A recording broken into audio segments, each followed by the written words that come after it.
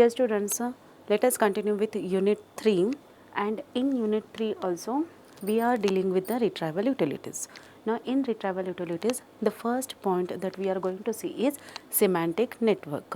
Now you are familiar with the word semantic network. Already in AI you have learned what do you mean by semantic network. Now what is my main focus? Which utility is helping me to retrieve the information with enhanced precision, enhanced accuracy, and the correct information should be retrieved. So semantic network is one of such utility which will improve my retrieval process accuracy. Okay. Now first, in this video we will see what do you mean by semantic network, what are the components of it, and how we can utilize it for retrieving the information. That's we will continue in next video.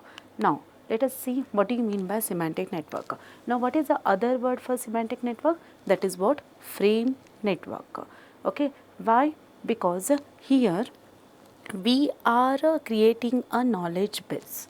Okay. And here it is whole and soul based on semantic relations between concepts in a network. Semantic relation means what? It is based on the meaning. Semantic means what? Meaning. It is based on the context. Okay. Now, yeah, this is a term or this is a network which is used to represent the knowledge. It is giving the representation for the knowledge base. Now for our information retrieval system, what will be the knowledge base? The set of the huge documents we are having, the corpus we are having. Okay. Now network means what? Of course, it will contain the vertices which are also known as the nodes, and these should be connected with each other.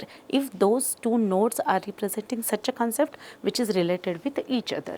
Now, it may be a directed graph or undirected graph based on the relationship between the two vertices. Now, what it is consisting? As I told you, the vertices, and that is representing the concept. Okay. Now semantic network is containing the nodes or vertices, and why we are using it? To represent a concept. And there will be the edges. Edges means what? The links between your nodes. Okay. And these are representing the semantic relationship between the concepts.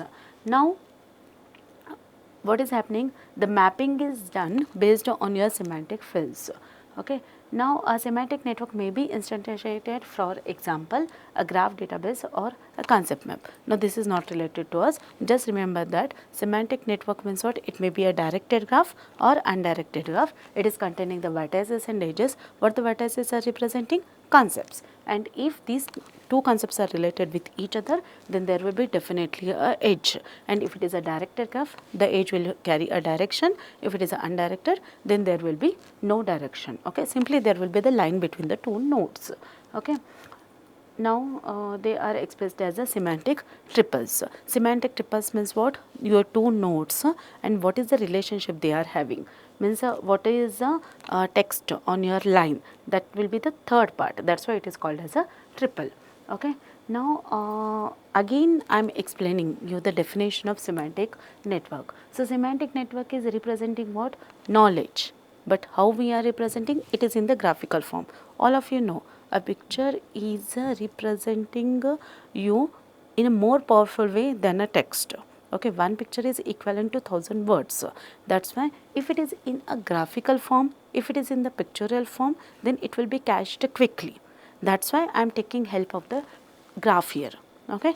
Now the network is consisting of the nodes. Those are representing the object, and arcs that are representing the relationship between the object. Now here what will be your object? That may be a concept, that may be a document, that may be a term inside the document. Okay. And it can categorize the object in different forms, and it can establish the link between those objects by using that edge. Okay. And semantic networks are easy to understand and can be easily extended. Okay. Means you want to add a new concept, simply you will add a node. If that concept is having the relationship with already existing node, simply you will join it by a line. Okay. Now let us see, means how a situation is given, how some set of the sentences is given to you, then how you will develop a semantic network. Okay. Now what is my first statement? Jerry is a cat. Okay. Jerry is a mammal. Jerry is owned by Priya. Then Jerry is a brown colored and all mammals are animals. Now these 5 sentences I want to represent graphically. Then how I can do it using semantic network? Now this is a semantic network. Okay. Now what is your first statement? Jerry is a cat. So that I am representing here Jerry is a cat. Now what is your next statement? Jerry is a mammal. Okay. Now cat is also mammal. So here you are making use of the is a relationship. Okay. As I told you, you will have edges if it is means two nodes are having a relationship. Now here the relationship we are using is a, that is indicated clearly on the edge. Okay. Now what is your third one? Jerry is owned by Priya. Now already existing nodes are not satisfying my next sentence. So what is the next node I should add here? Priya. So that's why I am adding a node Priya and it is connected to Jerry with the relationship is owned. Okay. Now what is the next one? Jerry is brown colored. Now here instead of this white it should be brown. Okay. And is colored. Now all mammals are animal. Yes, all mammal is a node which is already existing. I will add one more node that is animal and I will represent it by the relationship is a. Okay. Now these are some more examples. Now here is an example. Suppose in user query you are having the terms such as a farm or animal. Then this semantic network will help you, which is linking in between the farm and the animal. Okay. And what are the different type of the animals you are having and what you are doing in the farm, that is a cropping, or what machines the farm is containing, that all is clearly given here. So if in query there are terms like farm and animals, as a semantic network is using the same terms, this semantic network will help you to find the answer for the given query. So using the semantic network I am optimizing my query. So semantic network is used for query optimization to refine the query. Okay. This is one more example of your semantic network. Okay. Now when you will refer that semantic network, if your query is containing the same terms as that of the semantic network. Okay. Now as I told you, what are the elements of your semantic network? The first one is what? Node. Now why you are using node? To represent a concept. Now simply it will be a oval and whatever is your concept that you should put inside that oval. Okay. Now link means what? If two concepts are related to each other, then that should be represented by a edge between these two nodes, that is known as a link, and that will be a type of the relationship. Means if it is a hierarchical, then that relationship is known as a is a relationship. If it is a associative, then you will use a related to. Okay. And if it is a function, then it is a part of. For example, if I am taking a node as apple and another node is what? Fruit, then apple is a type of fruit, then in that case it will become a hierarchical relationship. Okay. Now the next one will be what? Labels. Means what is that kind of the relationship that you are indicating on your edge, which is connecting these two nodes, just like is or related to or part of. So this is what the third element of your semantic network. Now the question comes to our mind that we know the meaning of network. Network means what? Which is containing the vertices or nodes and which are connected to each other with the directed or undirected edges. But what do you mean by semantic? What is the meaning of semantic in semantic network? So semantic stands for meaning. Okay. It is a concept. It is a meaning will change based on the context. It will change based on the situation. Okay. Now semantic within the semantic network is what? Representing the meaning, and it will assign the significance to the node and link. Okay.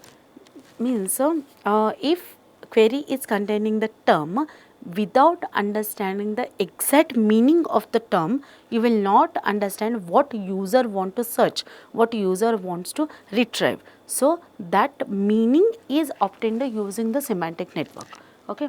So it will assign the meaning based on the relationship between the concepts, based on the relationship between the vertices, and it will understand the interlinked concepts. Yes, if the two nodes are representing the same meaning in a particular context, then they should be interlinked with each other. Okay. So what is the use of semantic network? your query will be optimized as meaningful terms. That is what the main use.